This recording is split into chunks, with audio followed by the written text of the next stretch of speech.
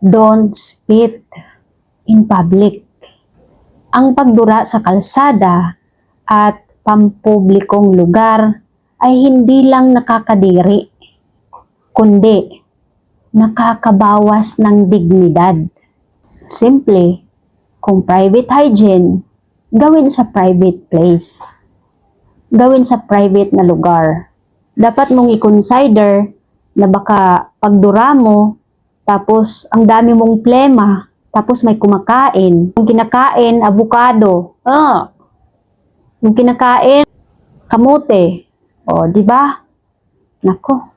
Kahit yun sa Bisaya, pagpanghuyab, dapat takpan din ang bibig.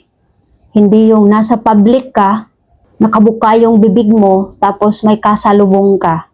Hindi yun ethical. Nakakabawas yun ng dignidad.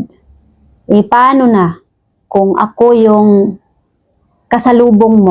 Di mandidiri ako sa'yo. Kasi wala kang disiplina. Binabawasan mo na yung dignidad mo. Kasi alam mo na marumi, nakakadiri, ginagawa mo sa public.